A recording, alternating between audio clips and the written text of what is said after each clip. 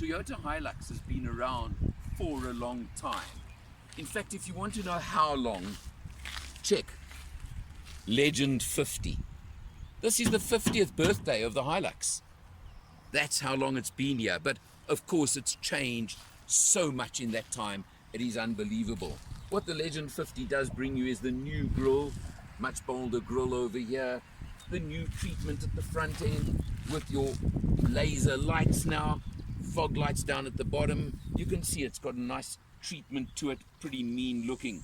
You've got good mag wheels on here as well, and you can see nice 18-inch wheels on there, running board for entry and exit, and it tells you over here, powered by Toyota's 2.8 litre diesel engine, the GD6.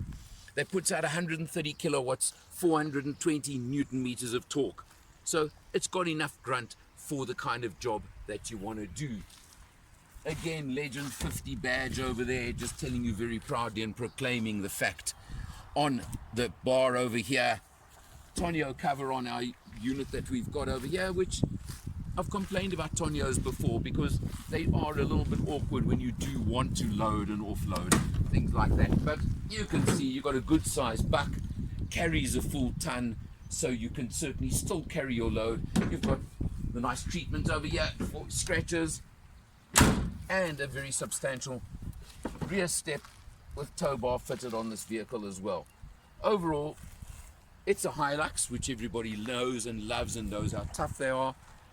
Legend 50, just lots of extras on it, and of course, as I said, bringing in that new front end treatment. Let's check it out inside.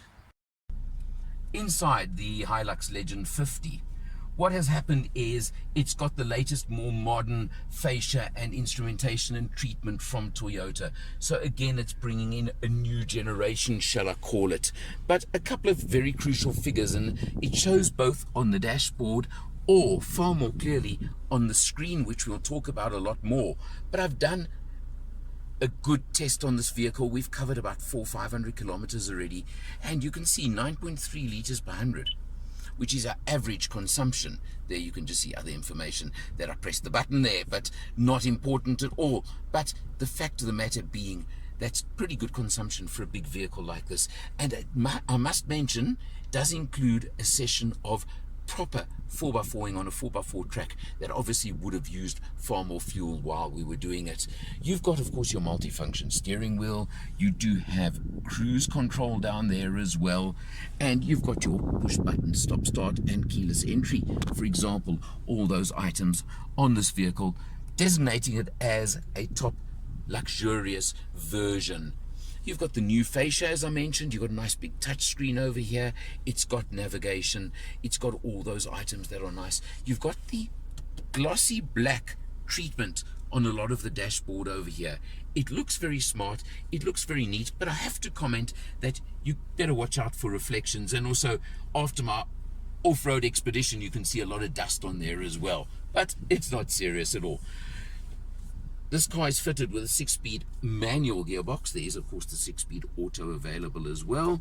Press over there, push over there, and I'm happy to tell you, you do get your reverse camera showing very prominently on the screen over there. Very clear, very useful.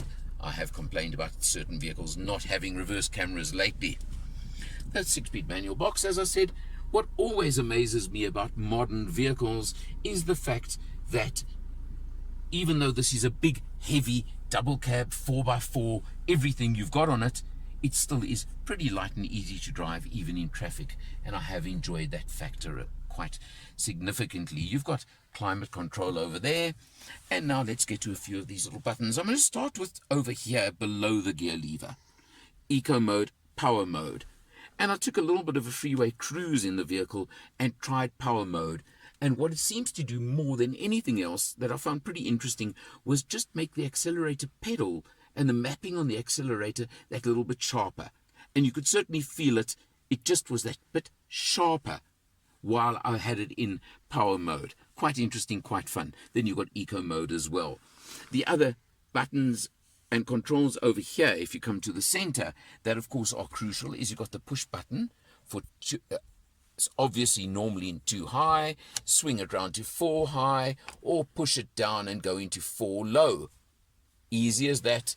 You can do it on the fly, obviously at low speeds, but I prefer changing it basically when I'm stationary. But then, of course, in conjunction with your 4 low, you do have your diff lock and your downhill ascent control over there to control it when you're on a steep downhill off-roading. There is a separate video that is about to be posted along with this one showing you our off-road fun and games on an off-road course, so I'm not going to talk too much about that right now. Beyond that, again, because it is a top-end model, and I'm calling it that deliberately, so you've got leather trim on the seats, I mentioned the climate control, the full infotainment screen with navigation. I often call double cab bakkies today, especially the upper model ones, default luxury cars, because as far as I'm concerned, that's exactly what they are. There's a reason why they sell something like 3,500 Hiluxes every month in South Africa. I think it's pretty obvious why, to be honest. They don't die. They go forever. They give everything you want. You've got the Toyota backup. I could give you a long list of reasons. Off-road, very, very capable. I've been asked by lots of people, how does it compare to a Ford Raptor? Well, it certainly could handle off-road. I don't know if it could race off-road quite the same. But then there are the Gazoo racing Hiluxes in the background. Let's not talk about that because this is the Legend 50 version. 647,600 Rand. If I was buying this vehicle, I have to be honest with you, I would probably plump for the automatic version. Adds 20,000 Rand approximately to the price. If you're going to use it as an everyday vehicle and drive in traffic sometimes, I personally would have no doubt or thought as to going to the automatic. Hilux, Ranger, Amarok, Isuzu. You can go down the list. We all know, why is this called the Legend 50? It's for a very good reason. It is legendary. I agree with that. 50 years is a long history. At the end of the day, the only way I can say it is this does the job. It does everything. It's capable off-road. As you'll see in the other video, it delivers in every respect.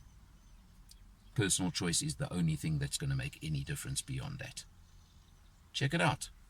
For Motor Matters, I'm Alan R, and I'll see you next time.